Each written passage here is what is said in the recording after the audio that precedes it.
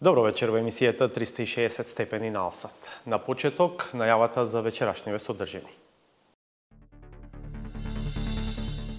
Судии обвинуваат за нови тефтерчиња во судството по последниот скандалозен избор. Зошто не беа унапредени најдобро рангираните? Како судскиот совет ги смени клиентите со смената на власта? It would be unheard of in our system for either one of those presidents to think that they're going to pick up the phone and try to in any way influence my decisions. За искуствата во САД зборува американскиот федерален судија Рикардо Хинохоса, номиниран од председателите Реган и Џорџ Буш. Македонија е латмус тест, латмус папир за Европску унију, за веродостојност Европска унија. Пратеникот во германскиот Бундестаг Јуратовиќ верува дека коцките конечно ќе се состават за Македонија да исчекори.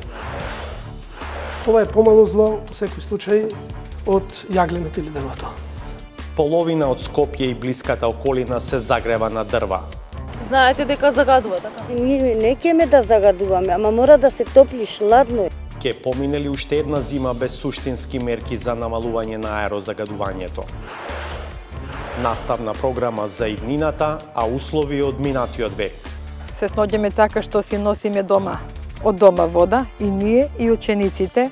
Како со само 3,5 милиони евра за следната година да се обноват руинираните училишта? Алијанса БЕСА веќе почне да размислуваат да прават коалиција со ВМРО-ДПМН и од страх да не успеат да се растори владата, они ги апсат пратениците од ВМРО-ДПМН, да ВМРО-ДПМН и со гласовите на Алијанса БЕСА не успеа да формира влада. Нова саботажа.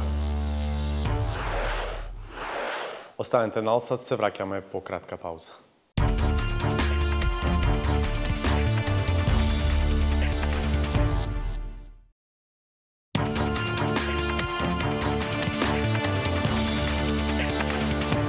Гледате 360 степени.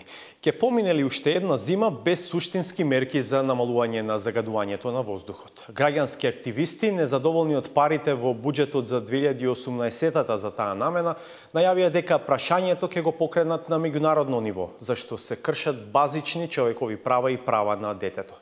Во услови кога загревањето на домовите учествува со 1/3 во вкупното аерозагадување во Скопје, Славица Филиповска се обиде да провери дали има формула што може да даде резултати на краток рок.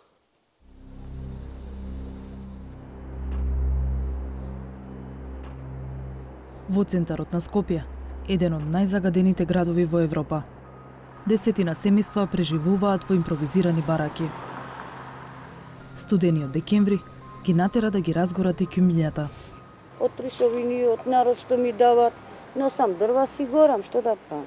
Знаете дека загадува, така? Знаеме, поради ние не ќеме да загадуваме, ама мора да се топли шладно. Сакам да дојдат и они да мислат за нас, да не помогнат. И ја не ќам вако живот да го живам, ама морам да го живеам, поради нема од каде да идам. Сиромаштијата е заедничко и за останатите жители на оваа населба. Се греат на што ќе стигнат, а меѓу нив има и повозрасни и деца со астма. И не се единствени, напротив. Истражувањето на UNDP покажа дека речиси половина од домакинствата во Скопје се загреваат со огревно дрво. Водечка меѓу општините е Чучер Сандево, во која дури 98% се греат на дрва. А по неа е Сарај, со 94%. Најмалку на дрва се греат општините Центар и Аеродром. Годишно во Скопје се горат дрва во количина еднаква на целата шума на Водно, што е учество со 1/3 во вкупното загадување на воздухот. Во потрага по загадувачите, тргнавме низ скопските градски и приградски населби. Оџаците се активни речиси секаде. На секаде можат да се видат и огласи за продажба на јаглен, како ефтин енергенс. Достапен е на повеќе складишта низ градот. Но јагленот и не е најголемиот проблем. Сомнежите се дека некои објекти се загреваат со уште поопасни материи. Знаете, има дрвна маса која што е користена во индустријски објекти, или за друга намена, каде што дрвото е заштитено со различни отровни субстанции, токсични субстанции. и тие не смеат да се горат и се забранети меѓутоа луѓето, ако се тие отпад и го собираат и ги горат. Секако тука не смее да се гори отпадни масла, затоа што тоа и за самите луѓе во самите домови е штетно. Не само што предизвикуваат загадување општо на воздухот генерално, туку и во домаќинствата, горење на такви маси, посебно пластика, например, е емисија на многу токсични субстанции. Тие се испарливи, не се опипливи и ги внесувате во организмот и ако тоа континуирано сте изложени вие цела зима, па уште неколку зими, тоа веќе се акумулира во организмот и предизвикува нарушување на здравјето. Но системот за контрола и казнување на оние што користат опасни субстанции е многу инертен. Во Кривичниот законник во членот 230 се вели дека тој што ќе складира, остава или расфрла отпадни материи или со нив постапува на начин со кој се менува квалитетот на воздухот во мера што може да ги влоши условите за живот на луѓето или животните или растенијата, ќе се казни со затвор од 3 месеци до 3 години. Но општинските инспектори, во чија надлежност се помалите загадувачи, не действуваат самоиницијативно, зашто тврдат дека немаат правна основа за тоа, туку само по пријави од граѓани. Но и во таков случај, без судско одобрение, ниту инспекторите, ниту МВР може да влезат во нечи приватен имот за да проверат на што се загрева. За некој да биде казнет, треба да се изоди цела судска процедура во која ќе се докаже дека со непрописното грејење загрозил нечие здравје, а тоа е долга и скапа постапка. Најавите пак за воведување можност за казни од општинските инспектори беа критикувани како уште едно посегање по џебот на оние што и онака едва и преживуваат. Според професорот Стафилов, од сите енергенси кои се уште регуларно се продаваат, јагленот го држи приматот на најголем загадувач заедно со дрвото. А брикетите? И брикетите слично. Ова е помало зло во секој случај од јагленот или дрвото. Дефинитивно е утврдено дека согорувањето на овие горива за загревање предизвикува емисија на штетни субстанции, и тоа не само цврсти честички, помали од 10 или 2,5 микрометри, туку и на други штетни субстанции. Ако таквите концентрации се континуирани 24 часа, како што имаме случај, тогаш во организмот внесуваме релативно големи количества. Токму микрометарските димензии на PM честичките овозможуваат тие лесно да се внесат во белите дробови и желудникот, а потоа преку крвта да завршат во органите. Зошто луѓето избираат да се греат на дрва и на уште поштетни субстанции, кажуваат цените. Најскапиот јаглен на пазарот е со цена од 15.000 денари за 1 тон. 1 тон камен јаглен заменува 7 кубика огревно дрво, за кое би платиле околу 23.000 денари, што значи 8.000 денари поскапо од јагленот. 1 тон дрвени брикети чини околу 13.000 денари, а пелетите најмалку 12.000 денари. Но тие подолго ја задржуваат топлината, па затоа се сметаат за помало зло. Сепак, споредбата на пелетите и брикетите со цената на дрвото е тешка, зашто ги има во различни варијанти кои различно согоруваат. Но во секој случај, сите овие енергенси се поевтини од грејење на струја и парно. Тогаш каде би бил излезот? Сончеви колектори, топлински пумпи, изолација на домови. Еве ги трите елемента според мене што би биле победничка варијанта, а паралелно да се овозможи на топлификација, да се шири, да се види што може некако да се помогне и општините заедно со градот Скопје на некој начин од оно комунален придонес што го добиват да вложат пари во изградба на дистрибутивните гасификацијски системи. Брза гасификација на Скопје е исто така дел од формулата за намалување на аерозагадувањето. Кај што има такви објекти индивидуални, кај што нема топлификација, имат индивидуални котли за централно грејење на својата куќа, а трошат течно гориво. Гасот да дојде таму ќе се намали драматично загадување, а плюс тој ќе биде знатно поевтин од течното гориво кој што го користат. Такви ви се црниче, пржино, радишани, имате неколку. Ако се тргне веднаш со тоа, за година дена ја не сум убеден дека може се да се направи со нашиот ритам на работа, но ако се почне, ќе се направи. Треба да се почне. Но како сиромашни семејства кои се откажале од системот на парно грејење, ќе се мотивираат повторно да се приклучат? И како државата да наметне стандард на грејење во индивидуалните домаќинства? Најавена е измена во регулативата за градење, со што секој инвеститор ќе мора да приложи проект за начинот за затоплување. Ќе се стимулираат и нови типови грејење, но јагленот ќе се забрани за користење дури во 2021 година. Членови на невладината Екосвест, кои се дел од државната интерресорска група, велат дека иако мерките се уште не се видливи во праксата, сепак пристапот на власта е поконструктивен од порано. Апелираат конечно да се формира фонд за енергетска ефикасност, преку кој граѓаните би можеле да земаат бескаматен или нискокаматен кредит, за да набават ефикасен систем за грејење. Практично граѓаните би требало со добивката која што ја имаат од заштедата да можат да си го враќаат тој бескаматен или нискокаматен кредит на одреден период. Значи фондот за енергетска ефикасност е нешто што е во дискусија веќе многу долго време, значи уште од донесувањето на стратегијата за енергетика во 2010-та. Меѓутоа, за жал досега речи си 8 години се уште не е остварен на терен. И додека власта размислува каква законска рамка е најпогодна, ќе помине уште една сезона без повидливи зафати. Од Министерството за животна средина најавија дека проблемот делумно ќе го бајпасираат со набавка на прочистувачи на воздух во градинките и други установи. Новиот градоначалник на Скопје, Петре Шилегов, најави интензивна гасификација на градот од следната година.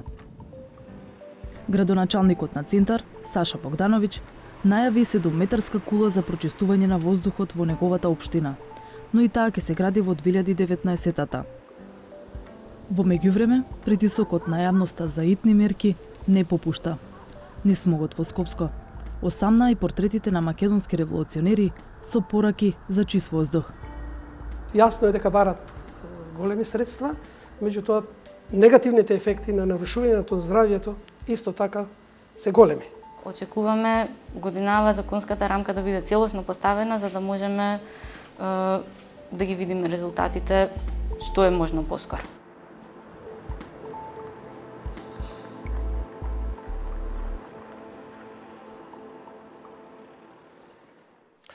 Очигледно тешко е да се очекуваат брзи резултати, но и за резултати по една година мора да се почне веднаш. Наред е нова пауза, а по неа меѓу другото, за индициите за нови влијанија во судството. Судии обвинуваат за нови тефтерчиња во судството по последниот скандалозен избор. Зошто не беа унапредени најдобро рангираните? Како судскиот совет ги смени клиентите со смената на власта? It would be unheard of in our system for either one of those presidents to think that they're going to pick up the phone and try to in any way influence my decisions. Македонија е латмус тест, латмус папир за Европску унију, за веродостојност Европска унија. Се снаоѓаме така што си носиме дома од дома вода и ние и учениците. Како со само 3,5 милиони евра за следната година да се обноват руинираните училишта?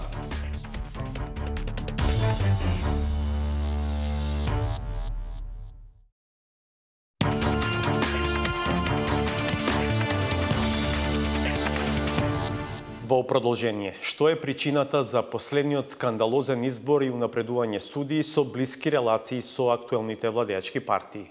Дали отсуство на интегритет кај членовите на судскиот совет, обид да и се допаднат на новата извршна власт или директно влијание од структури во владеачките партии? Или од се помалку? Судии засегнати од изборот обвинуваат за нови тефтерчиња во судството и најавуваат тужби до Страсбур. Александар Димитриевски. Лазар Нанев е судија во Кавадарци веќе 15 години. Важи за еден од ретките делители на правдата кој ги критикуваше состојбите во судството во изминатите години. Но оваа снимка од четвртокот е до првите луѓе на ресорот Правда. Веќе препознатлив за јавноста, тој е човекот што ја водеше истрагата која утврди дека во Скопскиот кривичен и во Врховниот суд наместо автоматски предмети се делеле на рака. Помалку е познат фактот дека судијата Нанев беше и најдобро рангиран кандидат при неодамнешниот избор за судија во апелациониот суд во Скопје. Досега најголемиот број бодови по автоматизам значеше и избор или унапредување. Но судскиот совет ја смени праксата и наместо Нанев ја избра третата на ранг листата Тања Милева. Факт е дека судијката од Велес има добри оценки, но факт е и дека е сопруга на Игор Милев, член на Државната изборна комисија од редовите на СДСМ. Судијата Нанев во писмена изјава за 360 степени обвинува дека политиката вмешала прсти во изборот, а истиот состав на судскиот совет во минатото не го напредувал со образложение дека не е најдобро рангиран според бодовите. Кога претходно барав образложение за причините кога не сум бил биран во повисок суд, одговорот беше дека според законот за судови, за судија во повисок суд се бира судија кој е прворангиран со најголем број на бодови, а јас не сум бил прворангиран. Но сега кога сум прворангиран, важат некои други само за нив познати критериуми. Очигледно судскиот совет имал потреба некому да се одолжи според тефтерче или овој пат електронска или друг вид на комуникација како нов напредок во работата. Јавниот крик на Нанев не е единствениот по последните унапредувања од судскиот совет. Изборот реши да не го премолчи и судијата Бетим Јахја, кој беше најдобро оценет кандидат за председател на Основниот суд во Тетово. Но судскиот совет без објаснување го прескокна и за прв човек на Тетовскиот суд го избра четвртиот на листата Хасан Асани. Не е во прашање дали јас како индивидуален кандидат сум оштетен или не. Најважно е да се потенцира дека во конкретниот случај Судскиот совет на Република Македонија одстапува од законски пропишаните услови и критериуми за избор на председател на суд и при тоа не ја образложува одлуката за избор врз основа на кои услови и критериуми е донесена. Објективните критериуми и транспарентноста имаат за цел да се заштити независноста и воедно да се зголеми довербата на граѓаните во судството. Примерите на судиите Јахја и Нанев не се единствените проблематични при последниот избор на судскиот совет. Судијата Зоран Герасимовски избран во Скопска апелација како девети на соодветната ранг листа. Опозицијата обвини дека причината за тоа е што е кум на функционерот СДСМ. Судијата Африм Фидани беше избран за судија во Врховниот суд. Според пишувањата на порталот Сведок, неговиот брат е правобранител во Гостивар, предложен од ДУИ. По кои критериуми се избраа судиите кои беа избрани, не е прашање што се поставува само внатре судската фела. Според добро упатен извори со кој што разговараше 360 степени, темата е актуелна и кај представниците на меѓународниот фактор на земјава. Бидејќи изборот доаѓа во период кога Македонија дава силни ветувања и заложби за реформи во правосудниот сектор, кои во крајна линија треба да гарантираат дека извршната власт нема да меша прсти во судството. Зошто последниот избор крена толку прашина? Унапредувањето на судиите во Македонија се врши според два закона. Одредбите во Законот за судски совет предвидуваат повеќе критериуми при унапредувањето, како стручно знаење, однос кон работата, угледот и друго. Но во Законот за судовите, кој е системски закон и е надреден над Законот за судскиот совет, е предвидено дека при избор на председател на суд или при избор во повисок суд се бира судијата кој е оценет со највисока позитивна оцена и во однос на другите пријавени лица има добиено најголем број бодови. Во минатото судскиот совет правеше дури и вонредни оценувања пред одредени избори за повисоки позиции. Таквите чекори беа толкувани како јасна намера на врвот на ранг листата да исплива посакуваниот кандидат. Бодовите како единствен критериум ревносно ги бране и сегашниот и претходниот председател на судскиот совет, под изговор дека само така се гарантира објективност при унапредувањето на судиите.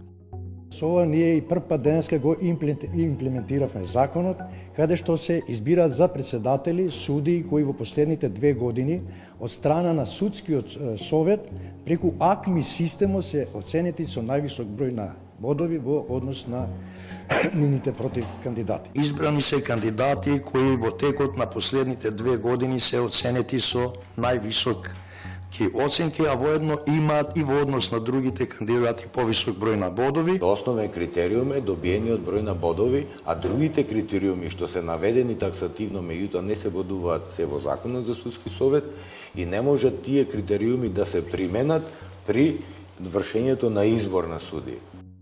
Како критериумите кои досега не можеа да се применат при избори и унапредување, наеднаш почнаа да се применуваат. Председателот на Судскиот совет Зоран Караджовски ја признава одстапката со објаснување дека согласно Законот за судовите, Судскиот совет не именува, туку избира судии и председател на судови. право на секој член е за кој кандидат ќе гласа да биде избран, односно за кој кандидат смета дека е подобар од другите кандидати, секако без да го прекрши Уставот на Република Македонија, законот и подзаконските акти. Тој тврди дека врз него не е вршен притисок. Се надевам дека истото се однесува и на сите останати членови на Судскиот совет на Република Македонија, иако изборот на одделни кандидати за судии или за председатели на судови и за мене не беа прифатливи, но го добија потребното мнозинство и изборот беше извршен. Од Министерството за правда се оградија од изборот под образложение дека тие немаат никаква надлежност. И министерот Билен Салји и заменик министерот Оливер Ристовски ги отфрли инсинуациите за какво било влијание во работата на Судскиот совет. За реакциите и сомнежите по последниот избор се свесни во Сдруженијето на судиите. Председателот Джемали Саити сепак не сака да избрзува со заклучок. Која е причината што Судскиот совет постапи така како што постапи? Јас се неколку пати и на подкомитетот и на едно интервју за Гласот на Америка истакнав дека Сдруженијето е загрижено, односно јас сум загрижен од евентуалниот клиентелистички пристап на судиите кон владите, условно кажано, но кога зборувам за судиите, се разбира тука и сите органи кои ги сочинуваат, кои сочинуваат структурата на судската власт. Причините би можеле да бидат различни. Не би смееле да донесеме во овој момент суд кои се причините ако тоа го има, дали се лични причини, дали се евентуални притисоци за што јас сметам дека е рано да се зборува, но доколку тоа го има на вистина не треба да биде реалност во нашите услови. Дали како здружение ќе побарате или ќе апелирате до Судскиот совет прво јасно да разграничи по кои критериуми планира и на следниот и на сите други избори да ги избери унапредува судиите за да нема простор повторно да се случат толкувања и впечаток дека политиката се вмешала во изборот. Ова е мој индивидуален апел, но веројатно ќе следи и седница на управен одбор да сепак Судскиот совет ги почитува критериумите, условно кажам ги почитува затоа што можеби они имаат објаснување дека ги почитувале. Тоа е прашање кое што јас немам до крај информации, да ги почитува условите се со цел да воспостави равноправни услови за сите наши колеги кои имаат амбиции и таргет да одат понатаму. И досегашното решение, унапредувањето на судии да се врши само според бодовите оставаше простор за манипулација и необјективни влијанија врз изборот. Судиката Антоанета Димовска, која прва од фелата јавно го осуди последниот избор на Судскиот совет, објасни и зошто само бодовите не биле фер надпревар. Доколку судијата работи на материја која квантитативно има голем број на предмети, секако дека ќе има повеќе бодови. Распоредот во судовите не е направен така што речиси подеднакво сите судии ќе имаат ист обем на работа. Овој став е само аргумент плюс Судскиот совет или законодавците да дефинираат јасни и објективни критериуми за унапредување. Додека да се случи тоа, судијата Бетим Јахја вели дека нема да се жали што беше прескокнат, иако беше најдобро рангиран кандидат за председател во Тетовскиот суд. Законот едноставно не нуди таква можност. Сметам дека е ирелевантно дали и какви мерки и активности јас како кандидат ќе превземам во заштита на моите права, но релевантно е јавно да се укажува на непочитувањето на законите од страна на Судскиот совет, што представува моја обврска како судија во насока на зачувување и издигнување на независноста на индивидуален и институционален план. Но судијата Лазар Нанев е подготвен не да се жали, туку да го тужи Судскиот совет. Го чека само образложението од Судскиот совет, овој пат со одговор зошто и како прворангиран не е избран за судија во повисок суд. По доставувањето на одлуката ќе биде поведена постапка за судска заштита пред домашните судови, особено што сметам дека одлуката е донесена како резултат на криминал од омраза и нетрпеливост, а потоа и постапка пред Европскиот суд за човекови права во Страсбур, за што веќе имам ангажирано полномошник, кој ќе ги застапува моите права и ќе подготви апликацијата. Не е исклучено гласот против последниот избор на Судскиот совет да го кренат и други судии, бидејќи, освен што на некои позиции беа избрани кадри кои немаа најголем број бодови, а имаа релации со луѓе блиски до владеачките партии, на други места, од неразбирливи причини, воопшто не беше извршен избор, иако имаше соодветно рангирани кандидати. Американскиот федерален судија Рикардо Хинохоса вели дека во САД е незамисливо кој било од извршената власт да крене телефон за да се обиде да влијае на судска одлука, независно што процесот на избор на федерални судии е политички.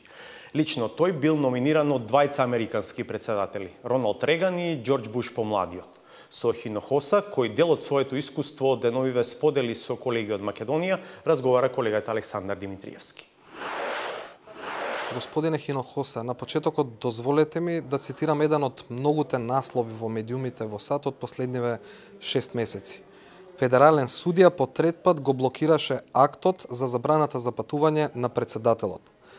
Која е позадината, кој е системот што му дава толку моќ на еден судија во Соединетите Американски држави за да може да го блокира дури и председателот? The Constitution of the United States and the fact that we do have an independent judiciary. It would be untruthful for me to say that the appointment process is not political. Definitely the president, whoever the president might be, 90% of the time will appoint people from the same party as the president to the federal judiciary. Of course, the president doesn't appoint somebody unless there has been some very, very serious vetting and investigation of that individual, including investigation by the FBI, investigation with every place you've ever lived, every job you've ever had, every school you've ever been to, your financial statements, what statements you have made in the past, and all that is taken into consideration before whomever the president is makes a decision to nominate somebody. The Senate, at the same time, when they take their part about confirming you as a United States federal judge, also does an independent investigation that is very extensive.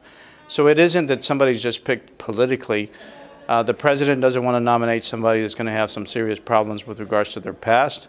The Senate doesn't want to confirm somebody unless they're assured that this person is going to be fair and impartial. And so that's the process. But ultimately, it is up to us as judges in the way that we exercise our independence and take our oath seriously. Во вашата кариера, вие сте на два пати номиниран, еднаш од председателот Реган, еднаш од председателот Буш. Дали председателите или луѓе околу нив некогаш се дрзнале да ви се јават на телефон за услуга, или пак дали сте слушнале за таков случај каква била реакцијата на судијата кој што го примил повикот? It would be unheard of in our system for either one of those presidents to think that they're going to pick up the phone and try to in any way influence my decisions with regards to judicial decisions. If anybody tried to do that, even on their behalf, the immediate reaction of any federal judge would be, I can't talk to you about any case, and I'm not going to listen to you about any case. We can do that freely because there's nothing that they can do with regards to after we're appointed and confirmed.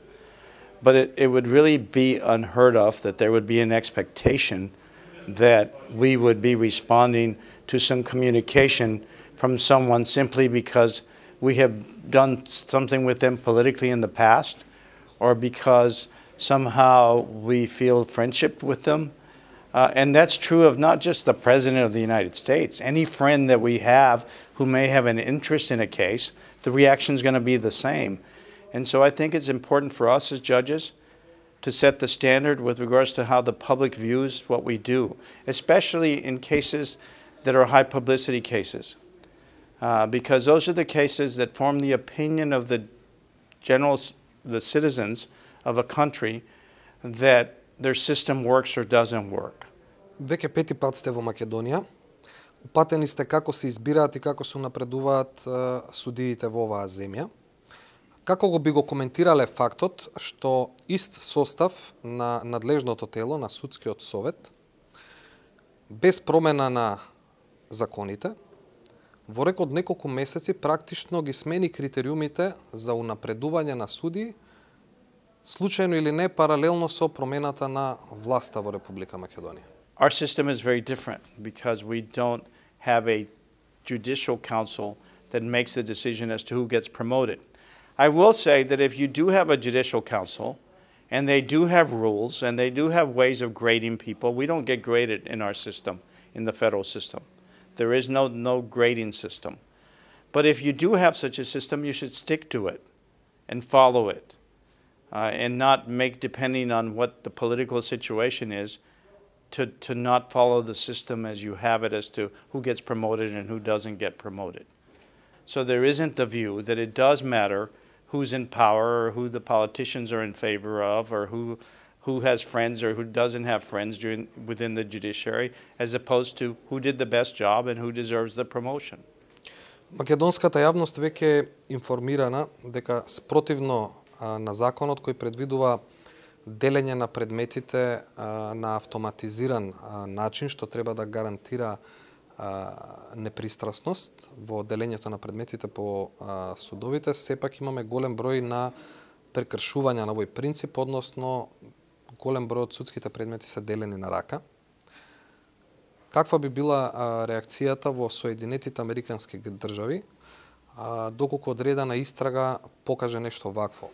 Within the court system, if there was somebody who was doing that, if they weren't getting paid and they were just doing it out of friendship, they would immediately get fired probably. If there was a criminal violation of a bribe or something like that, that would be prosecuted. And it should be.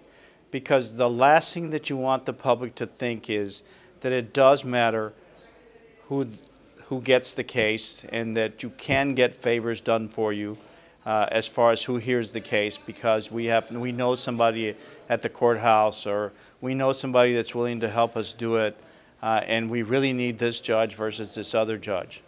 Thank you very much for your time. Thank you. На Европа и треба силна Германија со стабилна влада која ќе го продолжи трендот на проширување кон Западниот Балкан, вели долгогодишниот член на германскиот парламент со хрватско потекло Јосип Јуратовиќ. Според него, перцепцијата на Берлин е дека Македонија во изминатите неколку месеци е позитивна приказна на Балканот. И ако ги исполни задачите, државите членки на ЕУ тоа треба да го вреднуваат преку напредок во евроинтеграциите. Со Јуратовиќ во седиштето на Бундестагот во Берлин разговара Владимир Мирчевски. Господин Јуратовиќ, неизвесен период во Германија, период на обид за формирање влада, меѓутоа од друга страна и голема неизвестност во Европската унија. Ќе излезе ли Германија повторно како мотор на унијата, а со тоа и очекувањата дека ќе остане да биде мотор на приклучувањето на Западниот Балкан кон Европската унија? Па мислам да е Njemačka svjesna od svoje situacije i situacije u Europskoj uniji i zato je jako bitno da se stvori jedna stabilna vlada. Koliko god je na prošlim izborima bila činjenica da se biračko tijelo da nije biralo veliku koaliciju, jer je i CDU izgubio 8%, mi socijaldemokrati 5%. Međutim, u međuvremenu se uvidilo da ipak je najbolja konstelacija kad bi došlo do obnavljanja velike koalicije, što će biti jako teško.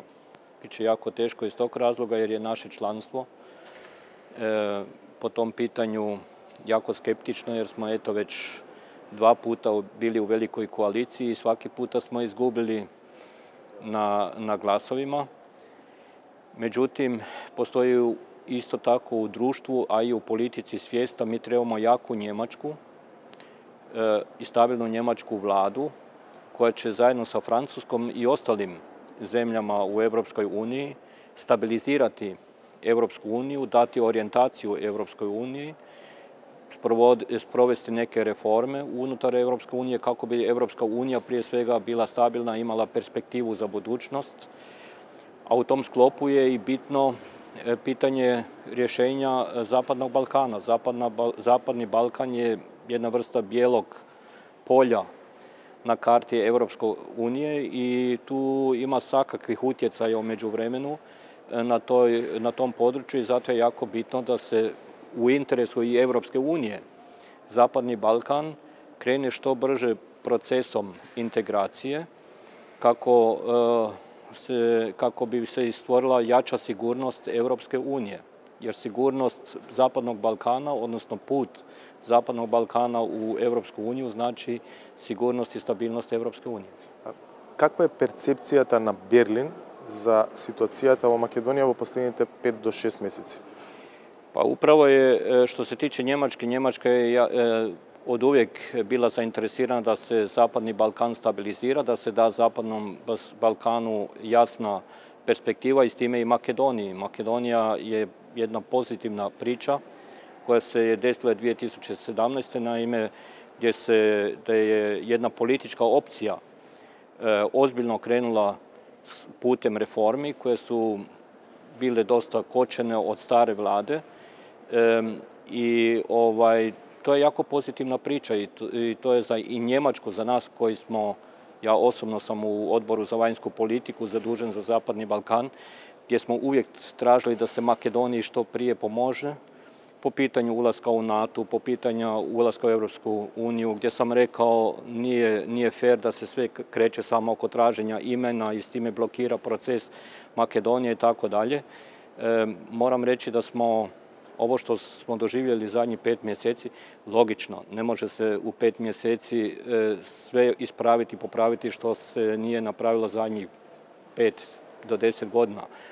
Ali ipak ćemo morati procese ubrzati i nadam se da ćemo uspjeti upravo sad kad Bugarska preuzme praktično u vijeće, predsjedništvo u Vijeću Europe, u Savjetu Europe, nadam se da će biti Balkan stavljen, Zapadni Balkan u fokus, što je nagovješteno i tu smo svi spremni pomoći da se prije svega Zapadni Balkan, a na kraju krajeva i Makedonija koja je po meni primjer, pozitivna priča. Ako se može uopće na Zapadnom Balkanu zadnjih godina o pozitivnim pričama pričati, onda je to najpozitivnija priča, upravo to što sad Makedonija radi i tu treba Makedoniji pomoći. Ситуацијата, прашањето со името Македонија затвори едно големо прашање со Бугарија, останува со Грција. Мислите дека може да се најде решение во овој период, бидејќи се смета дека 2018 може да биде година за Македонија? Pa ja mislim, prije svega bi jako pozitivno da je nova vlada napravila dobrosusjedske odnose i sporazum sa Bugarskom. Bugarska i odnosi između Bugarske i Makedonije nisu uvijek bili jednostavni i to se sada na zadovoljstvo svih puno poboljšalo. Mislim da je to veliki korak napred. Mislim da će se naći i rješenje, ali na drugoj strani isto tako kažem, Makedonija je latmus test, latmus papir za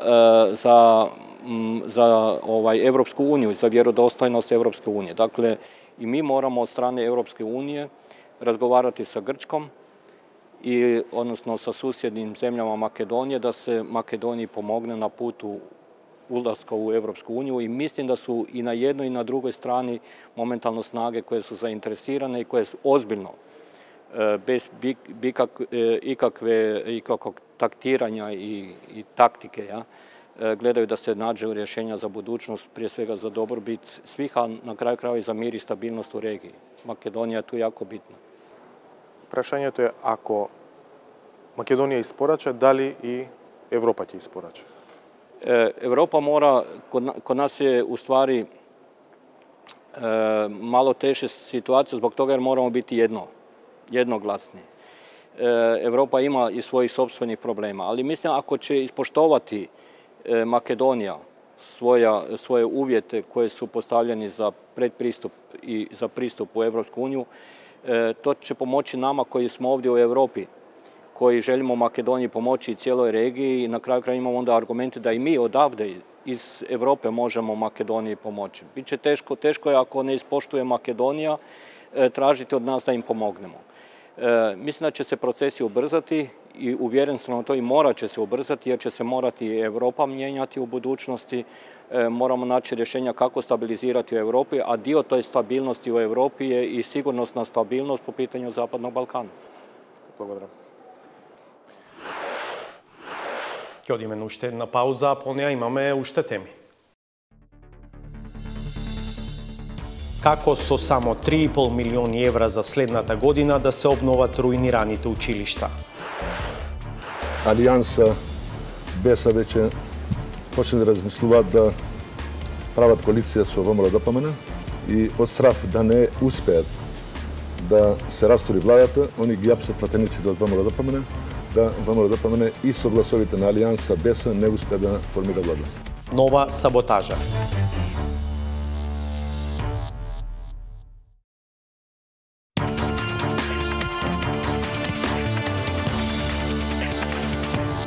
Во буџетот за вгодина се предвидени само 3,5 милиони евра за изградба на нови или санација на постоечки училишни згради, а списокот за итни интервенции е долг. При тоа нема голема разлика дали станува збор за рурални или за урбани средини.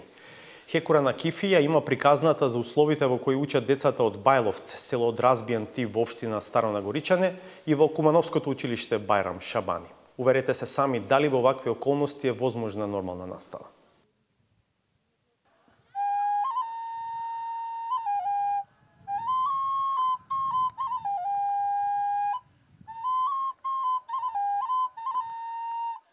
Джажите 7 километра nga Shkupi në komunën e Staronagoriçanit ndodhet fshati Bajllovc. Bukuritë që i ofron ky peizazh janë edhe rrugat të cilën përzodit eci në këmbë nxënësit e shkollës Hristian Todorovski Karposh.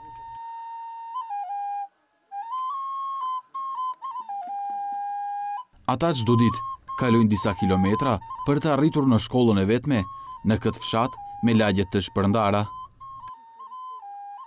Acari dhe bora nuk janë sfidat e vetme për këta fillorist.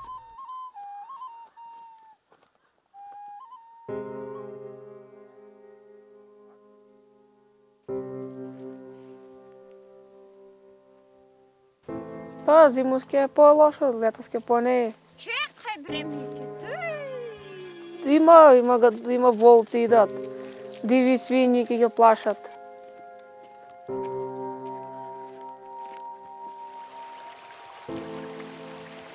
Имаше мостот, сте видели дека падна, годна се реката. И сега няма каде да пројдат.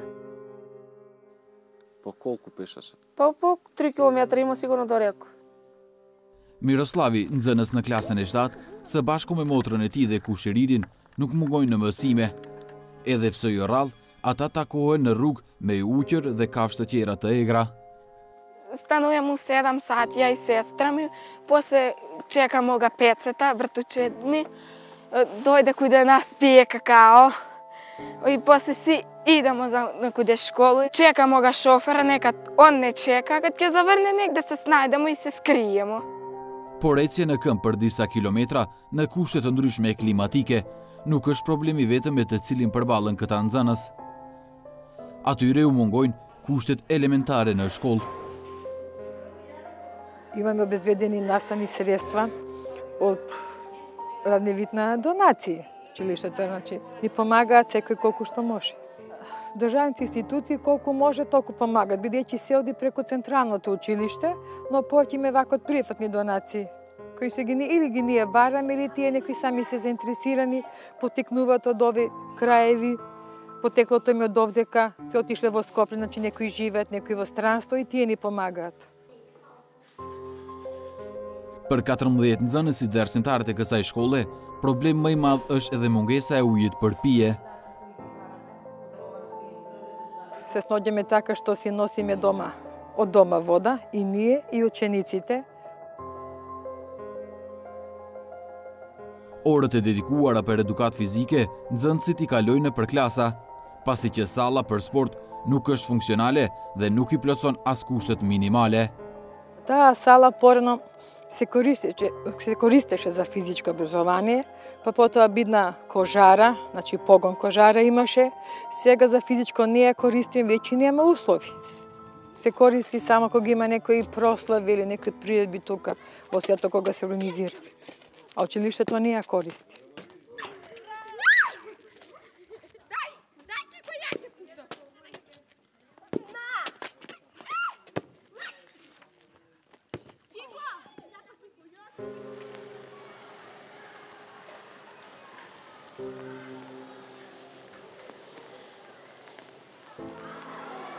E ndërtuar mes dy luftrave botërore, e shfrytzuar nga shumë institucione. Së fundi, po shfrytëzohet nga nxënësit e shkollës fillore Bajram Shabani. Është ky objekt i cili nuk i përmbush as kushtet elementare për të vjuar mësimin këta fillorist.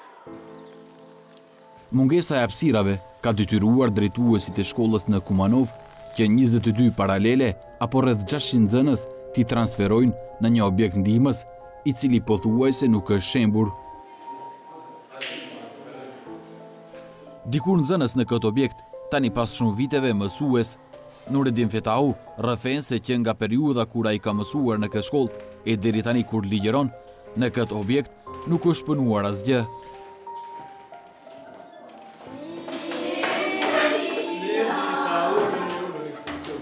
Në katën e parë, unë ku isha duke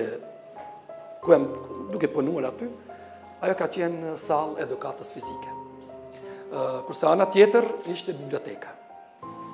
Kurse kjo këtu ka qenë një klasë, zyre, kurse ana tjetër ishte zyrja e drejtorit. Ajo ka ndryshu. Do të thonë një ndryshim i vogël. Por, tash numri është në madhe në nxënësve, klasët janë të vogla, për atë numrin e nxënësve. Dhe gati pas një shekulli që kur është ndërtuar kjo objekt, në shkollën Bajram Shabani ngrohen në mënyrë të njëjtë, me koftor. Kuptohet, nxjerrën me koftor, sa është ty moset, klasa, ka ndodhur që edhe qynka të bjerë, dera duhet të hapet që të pastrohet. Vazhdimisht dronë duhet me shti koftorit, kështu që edhe na merr kohën edhe neve. Në këtë objekt të vjetër nuk mungojnë edhe kafshët. Ndodh që gjatë orëve të mësimit jo rrallë të paraqiten edhe minjët. Era e rënd që kundërmon sapo të hysh në këtë objekt vjen nga toaleti, të cilët janë afër klasave. Për këtë gjë, disa herë kanë reaguar edhe prindërit, por pa epilog. Pos erës së rënd, në disa klasa është paraqitur myku, që ndikon në shëndetin e fëmijëve. E derisa nxënësit po lëvizin nëpër shkallët e drurit, krijohet përshtypje sikur po lëkundit i gjithë objekti. Mësuesit madje thonë se nuk kalon ditë që në këto shkallë nuk rrozohet ndonjë nxënës. Për të zbutur sadopak gjendjen e vështirë në këtë objekt, në mungesë të intervenimit të autoriteteve, prindërit me vetë financim kanë rregulluar disa klasë. Ato mjete që dedikohen këtu nga ana e prindërve, ne jemi të kënaqur, por nuk plotëson prap kushtet për të mbajtur një mësim si duhet, çka kërkohet nga Ministria e Arsimit. Kështu që prindërit ende do të vazhdojnë të investojnë, por nuk është ajo rrugdalja. Ndërkaq, porosia e këtyre filloristëve që po zhvillojnë mësimet në këtë objekt tepër të vjetër është e qartë. Një ndër problemet me të cilat ballafaqohet kjo shkollë, pos kushteve, është edhe moszgjidhja e çështjes pronësore. Kjo është çështje që nuk është rregulluar prej pushtetit, për shkak se ne kemi bërë kërkesën për rregullimin e çështjes pronësore juridike të objektit, mirë po ajo ka mbetë në qeveri, e pastaj qeveria duhet t'i jap komunës e komuna pastaj neve. Komuna ka shprehur dëshirën më herët, na ka ndihmuar për shkak të çështjes hapësinore problematike që kemi qenë me këtë objekt. Ne tash e shfrytëzojmë atë objekt, mirë po nuk e kemi ende të rregulluar çështjen pronësore. Nga Ministria e Arsimit thonë se janë duke pritur përgjigje nga të gjitha shkollat lidhur me kërkesat e tyre për rikonstruim.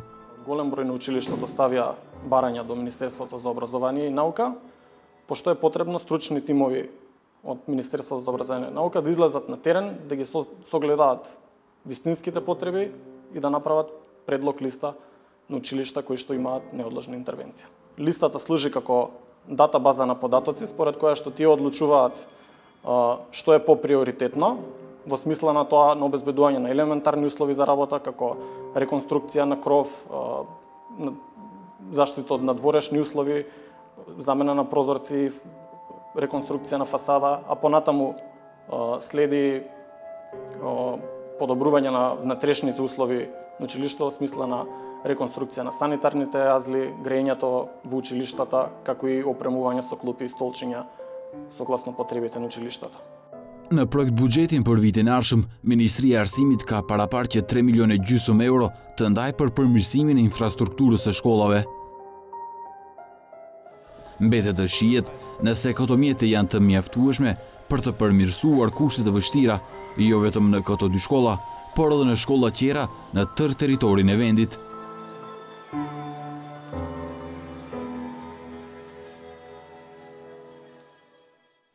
Полека се движиме кон крајот за вечерва. Те одгледаме уште саботажата на Сречко Поповски.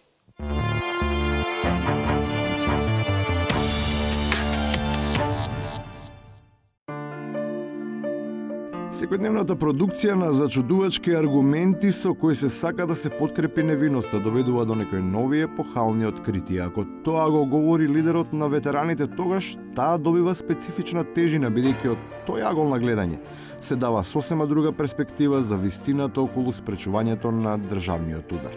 Алијанса БЕСА веќе почне да размислуваат да прават коалиција со ВМРО-ДПМН, да му го свртат грбот на Зоран Заев и од страх да не успеат да се растури владата, они ги апсат пратениците од ВМРО-ДПМН, да ВМРО-ДПМН и со гласовите на Алијанса БЕСА не успеа да формира влада. Интересна теза. Лоша клима, ладно е, луѓето настинуваат. Иако официјалните бројки лесно ја демонтираат тезата, сепак таа е интригантна, како и секоја приказна со која се сака да се покрие реалност. Такви сиони кои за волја на вистината се мощне прецизни околу бројките навистина покажуваат зачудувачки интересна символика. Ама сепак треба да се има предвид дека тој што ја презентира е на неколкудневен штрајк со глад и молитва. Па може би станува збор за креација, произлезена од некакво повисоко ниво на свеста. Меѓутоа, оние што ја имаат моќта на светско ниво, на вистинската моќ, љубат символи. Не сум сигурен, меѓутоа, мислам дека 36 приведени за тероризам од 27 април се идентична бројка колку приведените за диво населје, уапсените и осудените за диво населје. Мислам дека се 36 и 36. Не знам, Заев, знаеш ли Заев на кој ден излег? Кога почна официјално македонската политичка криза? Почна денот, вечерта кога Заев не ги признава резултатите. Знаеш ли кој е тој ден? 27 април. Лоша клима, ладно е, луѓето настинуваат. За разлика од оние кои бараат оправдување во некакви големи игри и тешки задкулисни сценарија, политичките морнари кои умешно си пловеа во времето на 10-годишната плима, свесни дека пловидбата е добра само до моментот до кога не надошла осека, искористувајќи го ниското ниво на водостојот, се обидуваат да останат над него, па по подолго време прават екзактна вивисекција на состојбата во која се наоѓа партискиот Титаник. Телото се одвои од главата. Главата е, ако сакате, у наводници палатата, кое што се помалку знаеше што прави телото и каде шета како зомби оставено само. Лоша клима, ладно е, луѓето настинуваат. Ниту тоа хипнотизирано зомби веќе не сака да шета со таква глава. Причината за тоа не е во тоа што е оставено и разочарано, туку во несразмерната и ненормална пресија на која беше подложено. На застрашувањето како средство на присила, на потребата за бенефициите на неколку глави. Тоа, телото, да биде користено како заложник. Реалната моќ на Никола Груевски ја гледаме сега. Каде се сега реките народ кои што течеа кон Куштат? Они користеа многу финти за да изгледа повеќе отколку што се. Каде се сега тие луѓе? Сега не мора да отидат, не зависат од Никола Груевски. Лоша клима, ладно е, луѓето настинуваат. Се всушност станува јасно кога и најтврдокорните оние кои очекувале револуционерен расплет јавно доживејуваат разочарувачки климакс, укажувајќи дека ако не постои јасна причина, тогаш и целта е дефинитивно магловита. Протест се прави така. Имаш една цел. Не е тоа, нема да дозволиме. Имаш цел, да кажеме, да се ослободат затворениците. Тоа е цел. И тоа е веќе како ултиматум. Правиш протест, влегуваш во затвор, земаш ги, како тие во тоа, како ги ослободија во Украина сега тоа, Саакашвили и толку. А не, ние нема да дозволиме пуч и се прават на мајмуни. Тоа е мајмунска работа. Лоша клима, ладно е, луѓето настинуваат. И на крајот, дека не е се во дејството на алуминиумот. Другото е исто така момент на самата клима, нели, лоша клима, ладно е, луѓето настинуваат. Зимата и студот во оваа земја траат предолго.